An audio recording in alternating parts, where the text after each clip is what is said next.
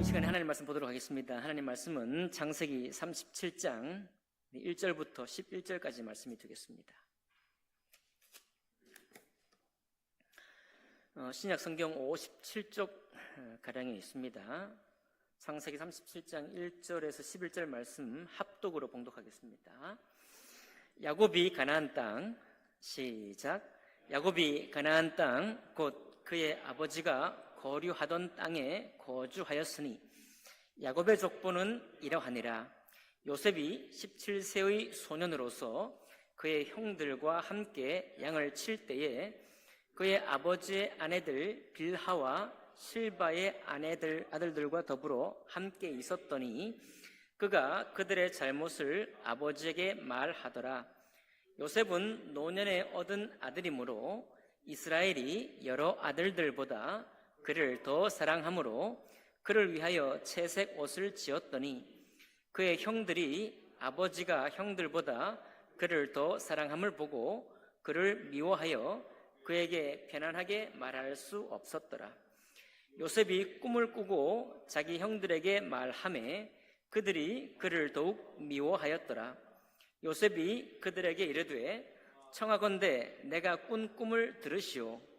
우리가 밭에서 곡식단을 묶더니 내 단은 일어서고 당신들의 단은 내 단을 둘러서서 절하더이다. 그의 형들이 그에게 이르되 내가 참으로 우리의 왕이 되겠느냐?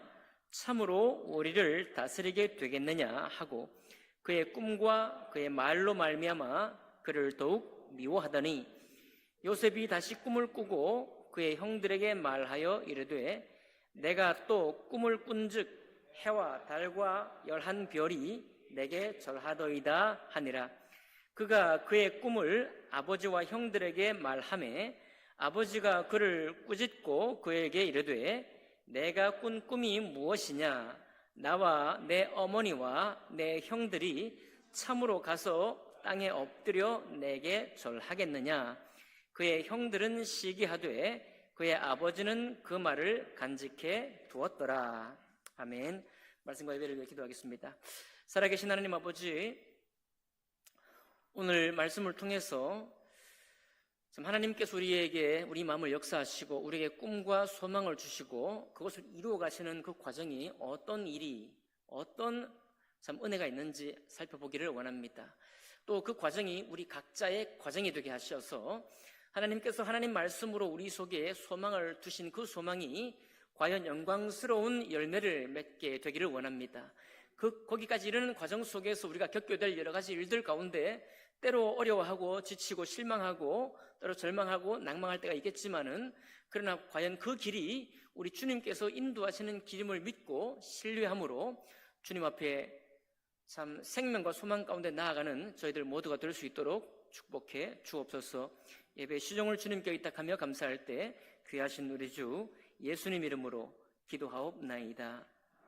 아멘. 오늘 말씀 그리고 여러분 오늘 35일차 우리 맥체인 성경 읽기의 말씀이죠. 그 본문 전체를 대상으로 해서 여러분과 함께 말씀을 나누겠습니다. 말씀의 제목은 곤고함 속에서 빚으시는 하나님이라는 제목이 되겠습니다. 오늘 37장에 보면요, 야곱의 족보라고 말합니다. 2절에 야곱의 족보는 이러하니라 그랬는데 36장까지 보면 에서의 족보가 나와요. 에서의 족보는 에서의 후예가 어쩌고저쩌고 쭉 사람 이름이 나열됩니다. 근데 야곱의 족보를 말하려고 하면 또 역시 야곱의 후손들이 쭉쭉 나와야 되잖아요. 근데 야곱의 족보를 말해놓고 요셉의 이야기를 하는 거예요. 성경에 그런 곳이 종종 있습니다. 복음서에도 예수님의 족보를 말할 때 그냥 족보만 말하고 있죠. 역대기에도 족보만 내리 읊어댑니다. 그런데 성경에 종종 족보를 말한다고 해놓고서 족보가 나오는 게 아니라 이야기가 나와요. 무슨 말인가 하면 여러분 우리도 각 가정에 족보가 있고 각 가정에 계보가 있죠. 그런데 하나님께서 원하시고 기뻐하시는 족보는 혈통으로 내려가는 족보가 아닙니다. 그거는 하나님의 뜻을 품은 족보를 말하는 거예요. 야곱의 족보를 말하면서 야곱의 에서의 후예를 말하듯이 누가 낳고 누가 족장이 이런 얘기를 하지 않고 갑자기 요셉의 이야기를 말하는 거는 하나님께서 아브라함과 이삭과 야곱의 하나님이신데 그들의 족보 가운데 이 요셉은 원래 나와야 될 사람이 아니죠. 아니, 족보에 등장해야 되긴 하지만 첫 번째로 나와야 될 사람은 루벤입니다. 당연히. 루벤이 나와야 되는데, 그리고 또 예수님의 족보에 가장 그 위에 있는 유다가 나와야죠. 유다. 아니면 제사장 지파를 낳았던 레위가 나오든지 이게 먼저 나와야 되는데 요셉이 먼저 나오고 있는 것입니다. 이건 역시 독특한 모습이죠. 우리가 족보를 말하는데. 어쨌든 이 모든 것들을 굳이 말해본다면 하나님의 족보는 혈통의 족보가 중요한 것이 아니고 하나님의 뜻 안에 있는 족보, 하나님의 그 뜻 안에 그 삶을 어떻게 살았느냐가 그 더 귀한 족보라는 것을 말해주고 있어요. 신약에서도 예수님께서도 그렇게 말씀하고 있죠. 누가 내 어머니요, 누가 내 아버지요, 누가 내 형들이냐, 누가 내 동생들이냐, 뭐라고 말합니까? 네. 하나님을 아버지로 섬기는 자, 믿는 사람들, 하나님을 따르는 사람들이 나의 아버지요, 나의 어머니요, 또 그들이 나의 형제다라고 말하잖아요. 네. 이것이 오늘 창세기 37장에는 야곱의 족보를 말해놓고 바로 요셉을 이야기하는 것과 일맥상통하는 것입니다. 여러분, 그러니까 우리는 우리의 부모를 사랑하고 우리의 자녀를 사랑하죠. 이거는 하나님이 천부적으로 주신 사랑의 관계입니다. 네. 또 말할 나위도 없는 거예요. 그러나 우리 주님께서 더 귀히 여기는 족보, 우리 주님께 더 귀히 여기는 관계는 뭐냐면 하나님 안에 있는 사람, 하나님을 아버지라고 부르는 사람, 자기 스스로를 하나님의 자녀라고 부르는 사람, 그리고 그분의 뜻과 영광을 위해서 살고자 하는 사람, 그렇게 모인 무리를 하나님이 기뻐하시는 것입니다. 예. 그러면 그렇게 모여서 하나님을 따른다고 하는 사람들은 어떤 삶을 사는 것이냐? 오늘 말씀의 제목은 곤고한 중에 우리를 빚으시는 하나님이다 말씀드렸습니다. 요셉이 꿈을 꿨어요. 요셉이 꿈꾸기 전에도 아버지의 사랑을 독차지했습니다. 편애를 받았죠. 막내기도 했고 사실 요셉이 편애를 받기에 여러 가지 조건이 많이 있습니다. 그가 너무너무 사랑했던 라헬의 첫 아들이었고, 그가 또 요셉이 또 생기기도 잘생겼어요. 네. 우리도 보통 정서가 장남부터 쭉 있지만 아주 늦게 낳은 막내 아들을 아주 귀히 여기죠. 일도 안 시켜요. 네. 그러죠? 아닙니까? 이미 성도님 너무 그렇게 과격하게 고개를 흘리시는 만들지 마시고 그거는 당사자가 일을 하기로 한 것이고 보통 집에서는 막내라고 하면서 일을 잘 안 시켜요. 그 증거가 채색 옷을 지어 입혔다는 것입니다. 이 채색 옷의 의미가 뭐냐면 일하지 말라는 거예요. 넌 일을 안 해도 된다 이 말입니다. 그냥 뭐 아무렇게나 입히면 목축하러 가야죠. 양치러 가야죠. 요셉은 양치러 간 사람이 아니에요. 요셉이 한 일은 뭐냐? 아버지가 뭘 부탁했습니까? 양치고 있는 형들을 잘 있는지 둘러보고 와라 이거예요. 얼마나 한량 같은 일이에요. 제대로 된 일을 안 시키는 겁니다. 그만큼 사랑한 거예요. 어떻게 아이고 막내를 못 태어나셔가지고 그런 사랑을 못 받으셨나요? 되게 막내는 그런 사랑 받습니다. 요셉이 이제 그런 거예요. 채색 옷을 입은 그것도 형들이 우리는 아주 그냥 힘들어서 그냥 양치느라고 바빠 죽는데 이 막내는 태어나서 일도 안 시키는데 채색 옷까지 입히니까 얼마나 화가 나요. 피부치라도 화가 나는 건 화가 나는 것입니다. 그런데 그것도 화가 나는데 요셉이 꾼 꿈이 더 불을 질렀죠. 형들이 뭐 볕더니 전부 다 자기에게 절하는 꿈을 꿨다는 겁니다. 그걸 또 그냥 꼭 감추면 모르는데 동네방에 떠들고 다니기 또 철없는 요셉이, 그러니까 더 미움받았죠. 그거로 끝났나요? 꿈을 또 한 번 더 꿨는데 그 꾼 꿈은 이건 더 격동을 시킨 거죠. 이번에는 형들만 절하는 게 아니고 아버지인 야곱하고 어머니인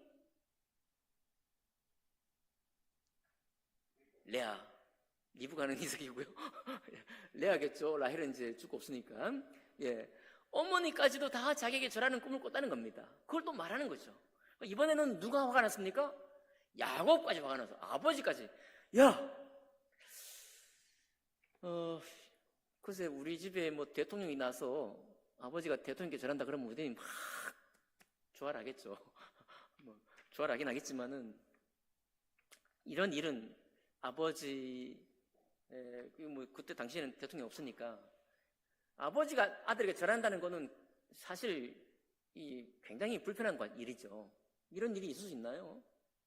야곱도 지금 화가 났고 그래가지고 일단 오늘 말씀 보니까 10절 보니까 꾸짖은 것이죠. 야, 그런 일이 있겠냐? 그런 일이 있겠냐 하고 꾸짖어 놓고서는 형들은 요셉을 그냥 어떻게든지 저놈을 한번 손봐야 되겠다 이런 생각으로 끝났고 야곱은 꾸짖어 놓고는 기억하고 있는 거예요. 야, 이 일이 어떻게 될 건가? 그렇죠? 야곱에게는 이 일이 뭔가 하나님께로부터 뭔가 왔다라는 어렴풋한 게 있는 거죠. 그 짐작이 있는 것입니다. 그런데 요셉이 이렇게 이 꿈을 이루기까지는 그냥 채석 옷을 입은 채로는 도저히 이룰 수 없는 거예요. 요셉이 아마도 어렸을 때는 아버지의 사랑을 받고 있다는 그 사실만으로 자기의 정체성, 내가 누구보다도 좀 괜찮은 사람이라고 생각하지 않았을까요? 그런데 그런 생각을 갖고 있는 한은 요셉은 이 꿈의 주인공이 될 수가 없는 것입니다. 하나님께서 요셉을 어떻게 만듭니까? 바로 그 꿈 때문에, 바로 하나님이 요셉에게 품었던 그것 때문에 고생을 아주 몰지게 합니다. 채색옷은 완전히 찢겨버려지죠. 채색옷은 온데 간데 없이 노예의 옷을, 종의 옷을 입게 됩니다. 팔려가서 여기에 팔려 미디안 상인에 팔리고 또 보디발 장군의 집에 팔리는 노예의 옷을 입게 된 것입니다. 어디도 어떤 순간에도 채색옷의 기억을 가질 만한 어떤 모습이 없는 것이죠. 여러분, 우리는 이것을 볼 때 요셉이 그렇게 말을 실수해서 당연히 있을 수밖에 없다라고 읽을 수도 있지만 그렇지가 않고요. 하나님의 모든 계획 가운데 있는 모든 사람은 반드시 한 번 꺾이게 됩니다. 우리가 세상에도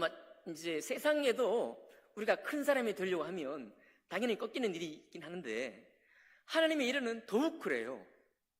그럼 어떻게 꺾이느냐? 우리 자신의 자존심을 가장 세우고 있는 그 사실이 깨뜨려져서 우리가 무너지는 순간을 경험하게 만드는 것입니다.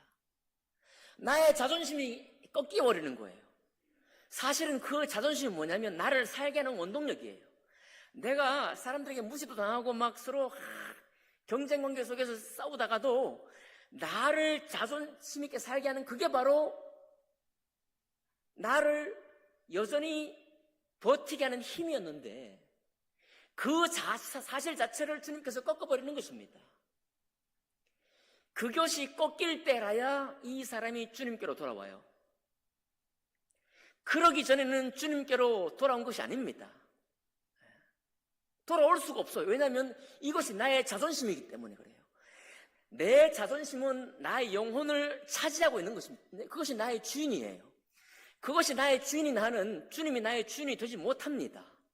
주님이 내 마음 한가운데 들어올 수가 없어요. 주님이 내 손에 있습니다. 내 손에. 주님이 내 손에 있지 내 마음 중심에 들어오지를 못해요. 그러니까 이 사람은 주님의 말씀을 중심으로 쫓아갈 수가 없어요. 그저 내 손에 있는 주님을 내 삶에 활용할 뿐이죠. 내 삶에 끌어와서 주님이 나를 도우시는 것을 원할 뿐 나의 존재가 주님의 존재로 변하지 않는 거예요. 그러니까 요셉이 우리 주님이 넣어준 꿈을 이루기 위해서는 그가 입었던 채색 옷이 찢겨져야만 했던 겁니다. 그가 아버지의 사랑을 받았던 그 사랑의 온실에서부터 완전히 광야 가운데로 버림받아야 되는 거예요. 그러기 전에는 요셉은 하나님이 넣어준 꿈을 이룰 수가 없는 것입니다. 여러분과 저는 마찬가지죠. 제가 뭐 누차 반복해서 말씀드리지만 저는 어떤 자존심이 있었느냐? 저는 그래도 제가 종종 농담처럼 말하지만 착함과 정직이라는 것이 있었어요. 어릴 때 국민학교 때 저에게 심어준 겁니다. 많은 것을 붙들 수 있지만 다른 것은 제가 못 붙들겠고 착함과 정직이라는 것은 굉장히 저에게 중요한 가치였습니다. 제 영혼에게 그 두 가지 단어는 너무 귀한 단어였어요. 근데 제가 끝까지 그 단어의 그 가치가 저의 자존심을 끝까지 붙들고 있었다고 한다면 저는 주님께로 못 돌아옵니다. 돌아올 수가 없는 거예요. 그가 나의 주인이 되니까요. 그게 나의 자존심의 정수니까, 내 자존심의 결정체니까 많은 시달림 가운데서도 인생을 살아가는 힘이 뭐냐면 그것을 통해서 내가 올바르다고 생각하는 거예요. 그것을 통해서 내가 올바르기 때문에 올바르다고 내가 믿기 때문에 여전히 투쟁하는 겁니다. 여전히 이기지 않고 패배에서도 다시 일어날 힘을 발휘하는 거예요. 이것이 세상 모든 사람이 걸어가는 길입니다.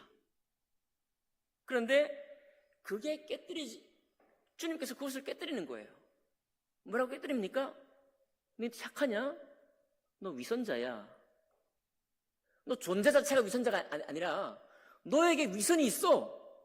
너 위선해서 지금 라고 저를 찌르는 것입니다. 그럴 때 존재는 그냥 무너지지 않습니다, 여러분. 존재는 어떻게 무너지느냐? 완전히 무너져요. 통곡이 나오는 거죠. 통곡이 나와요. 존재가 무너질 때는 통곡이 나오는 것입니다. 그래야 하나님이 보여요. 그래야 내가 하나님을 의지하는 마음이, 빈 마음이 그때서야 준비되는 것입니다. 요셉이 왜 그 한 17세 소년이었다가 30세 총리가 됐으니까 13년 동안 그 고생했느냐? 그가 뭐 버릇없이 그냥 툭 꿈을 얘기했기 때문일까요? 그거 이유가 되지만 그렇지 않습니다. 하나님을 온전히 인정하는 존재가 되기 위해서는 그가 그렇게 아버지의 사랑을 받고 입었던 채색옷이 찢겨져야만 했습니다. 그러기 전에는 하나님의 사람으로 될 수가 없는 거예요. 그래서 요셉을 그렇게 인도하는 것입니다. 마가복음의 7장에 보면 이런 말이 나오죠. 하나님을 믿는다고 했던 바리새인과 사두개인들 그 장로들이 하나님의 말씀을 거절하고 하나님의 말씀은 버리고 전통을 믿는 모습을 보게 됩니다. 그게 이제 부모님 섬기는 일이죠. 야, 너희가 부모를 공경해 나가는 10계명을 알고 있지? 그런데 너희가 그 말씀을 지키기보다는 어떻게 한다고요? 고르반이라고. 우리 부모님께 드림이 되었다라고 헌금을 드리고 나면 그 섬김의 의무에서 제외된다고 하는, 오랫동안 유대인들에게서 내려져 온 그 전통을 붙들고 있는 것입니다. 그래서 주님께서 그걸 책망하셔요. 근데 우리는 또 거꾸로 어떤 것이 어려움이냐? 우리는 유교 문화입니다. 그러니까 우리는 그렇게 부모님께 드리고 나면 된다, 이런 의식이 없어. 우리는 어떤 의식이 있느냐? 섬겨야 돼. 맞죠? 우리 당연히 섬겨야 돼요. 의무입니다. 의무. 그런데 우리의 문제는 거기서 발생해요. 당위적이고 마땅히 그러해야 한다는 것 말고는 없는 것입니다. 그러니까 그건 뭐냐면 내가 의무에 눌리는 거거든요. 하나님의 생명이 성령 안에서 나에게 말씀하시는 것이 아니라 내가 지켜야 하기 때문에 지키고 있는 것입니다. 그럼 그게 잘못됐나요? 잘못된 게 아닙니다. 잘못된 게 아닌데 어디서 문제가 생기느냐? 하나님의 성령이 나에게 생명 가운데 일하고 있지 않는 거예요. 그래서 우리는 쉽게 타인을 정죄하게 됩니다. 섬기지 않는 사람을 정죄하게 되죠. 그리고 나는 나의 모든 열정을 다해서 섬기게 되는 것입니다. 그런데 내가 생명 안에 구하기 어려워요. 왜냐하면 그 시작이 유교 문화이기 때문에 그래요. 시작이 성경이 아닙니다. 그러면 이것이 나의 존재의 이유 목적이다. 내가 나인 것이 여기서 증명이 된다. 라고 하게 되면 우리 주님께서 그걸 깨뜨리십니다. 안타깝게도 우리 주님은 그걸 깨뜨리셔요. 왜냐하면 그것이 나의 정체성이 되면 안 돼요. 여러분과 제가 의롭다, 옳다고 얘기 받는 것은 그 유일한 이유는 예수 그리스도이십니다. 그분이 유일한 나의 주가 되기 위한 첫 번째 단추는 내가 선하지 않으며 나는 죄인이며 나는 주님을 내 스스로 믿지 못하는 존재라는 그 깨어짐이에요. 그런데 하나님의 방법이 참 오묘합니다. 어떻게 이것이 인정이 되느냐? 말로 인정되는 게 아닙니다. 이거 말씀 듣는다고 인정되는 게 아니에요. 언제 인정되느냐? 여러분의 자존심이 무너질 때만 인정되는 것입니다. 왜 그리스도는 힘이 없느냐? 힘이 없는 게 아니라 내가 주님을 온전히 받지를 못했기 때문이에요. 근데 주님을 온전히 받는다는 것은 욕심을 다해서 내가 받을 수 있는 건 아닙니다. 이건 주님의 은혜예요. 전적인 은혜입니다. 어떤 은혜냐? 반복해서 말씀드립니다. 여러분의 자존심이 가장 내가 자존심이 이거 무너지면 내가 무너진다고 하는 바로 그 가치가 깨뜨려질 때 주님이 여러분의 주님이 되는 것입니다. 그러니까 주님께서 그걸 왜 바리새인들하고 사두개인하고 장로들과 이렇게 씨름하느냐? 바로 그들이 주장한 게 뭐냐면 내가 이와 같이 하나님을 섬기고 하나님 말씀을 내가 순종함으로 그것이 자기의 의가 되었기 때문에 예수님께서 계속해서 끊임없이 그들과 함께 싸우는 거예요. 여러분 신약 성경에 예수님이 하나님을 믿는다고 했던 유대인들과 싸우지 않는 장면이 한 장면도 없습니다. 뭐예요? 그분들의 수준이 나빠서요? 그분들의 영적인 질이 안 좋아서요? 아닙니다. 그분들은 우리보다 훨씬 더 하나님 앞에 선한 사람이 되려고 애를 쓴 사람들이에요. 그 의도 자체가 잘못된 것은 아니지만 바로 그것 때문에 저들이 주님께 책망받는 것입니다. 그것 때문에. 왜요?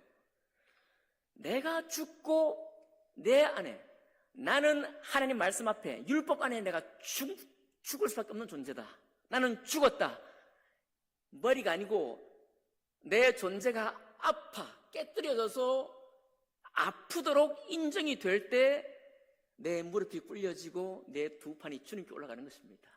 주님, 나의 주인이 되어주십시오. 그게 주께서 여러분과 저를 건지시는 방법입니다. 그 유일한 방법이에요. 로마 7장에는 이것을 어떻게 정리합니까?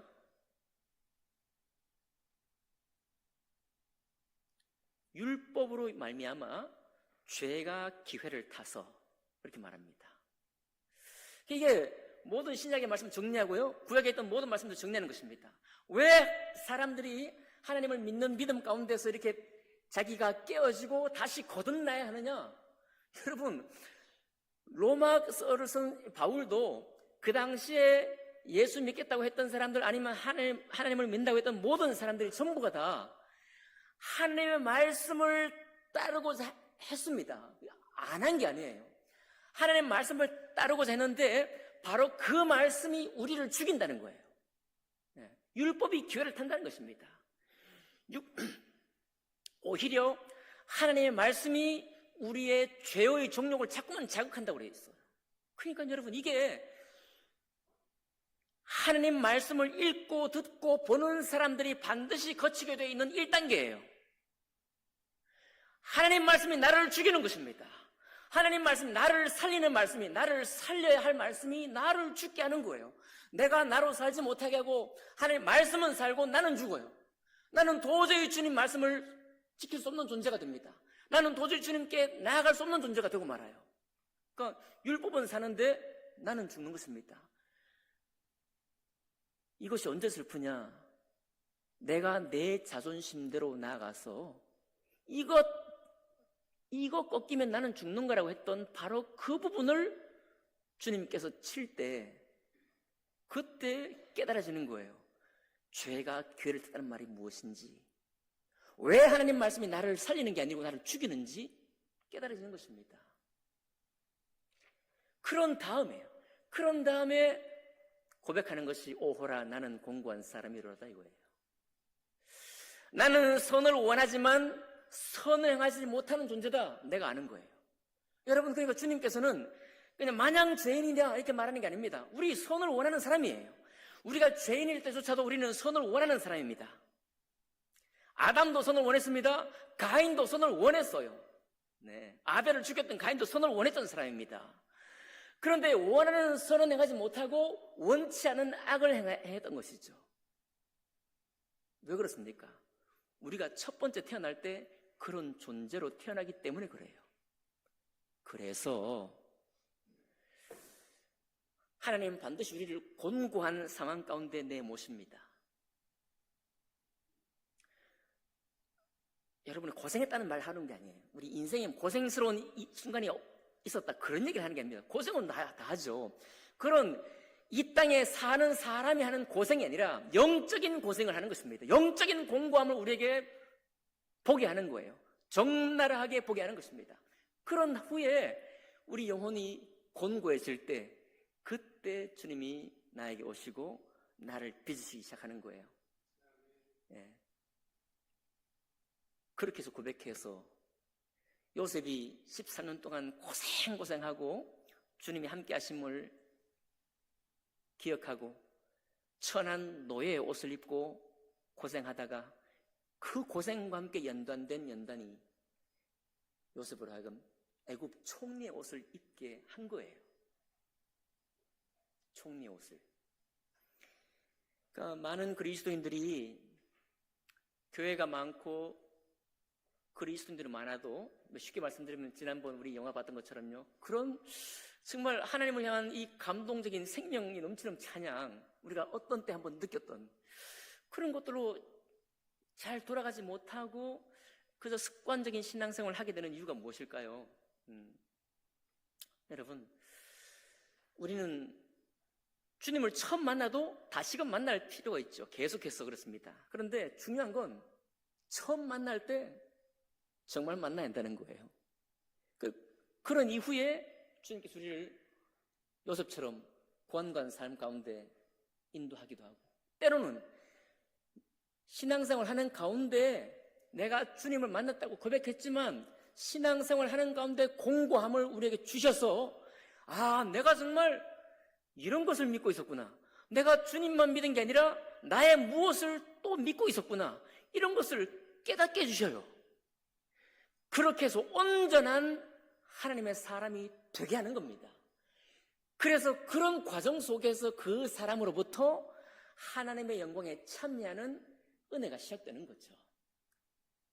나만이 아니라 나의 무엇으로가 아니라 그때부터는 내가 주장하지 않아도 나를 보고 있는 다른 사람이 나를 말하죠. 나를 아는 다른 사람들이 나를 말해주지 내가 나를 말하는 게 아닙니다. 내가 나를 말할 필요가 없죠. 왜냐하면 주님께서 그렇게 우리에게 일하시니까요.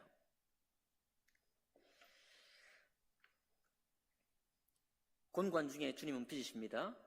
그리고 우리가 주님 만날 때 여러분 돌아보시기 바랍니다. 한번 떠올려보시기 바라요. 절대 피해가면 안 됩니다. 이 질문에 절대 피해가시면 안 돼요.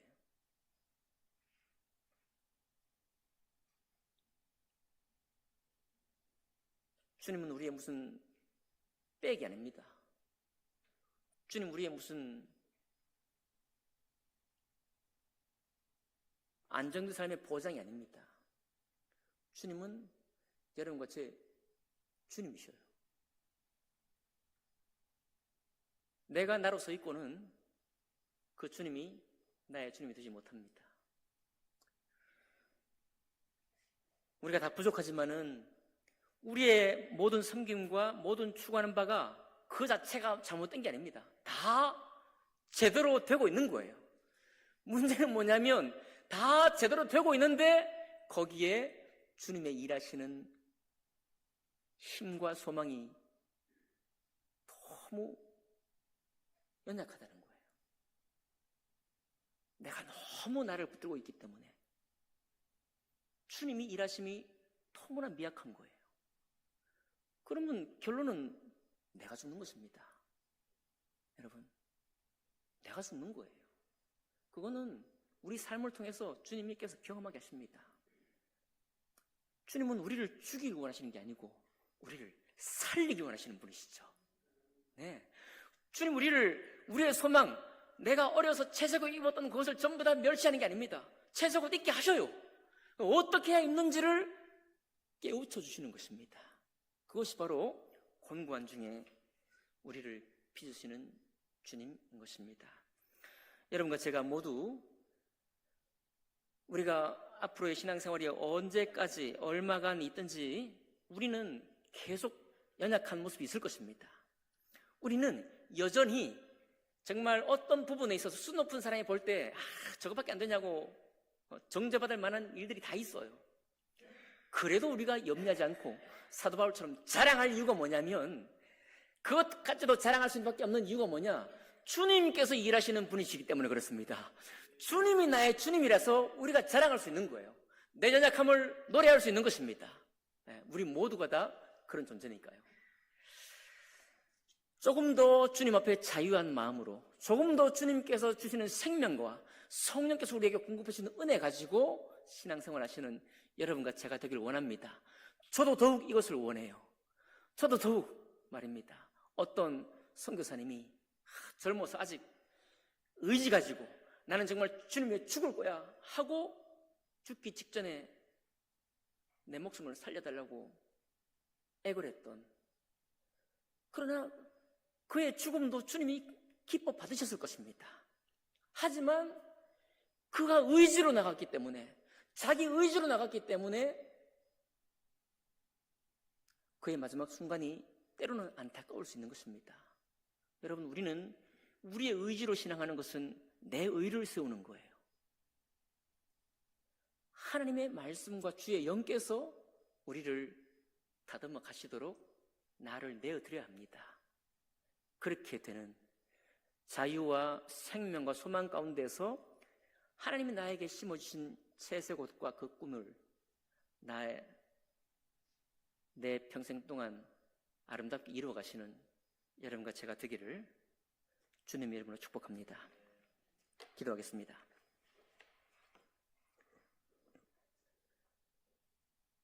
살아계신 하나님 아버지, 감사드립니다. 참 우리의 의로움이 얼마나 소중한지, 또 나의 올바름이 얼마나 나에게 힘을 주고 있는지 잘 알고 있습니다. 그렇지만 주님께서 그 끝이 아름다운 끝이 될 수 없음을 우리에게 보여주셨습니다. 오직 내 안에 그리스도께서 사시고 그 주님이 나의 주님이 되셔서 주의 공급하시는 풍성한 생명의 꼴을 먹고 주께서 나에게 주신 그 가치를 이루어갈 수 있도록 저희들 모두를 인도해 주옵소서. 감사드리며 귀하신 우리 주 예수님 이름으로 기도하옵나이다. 아멘.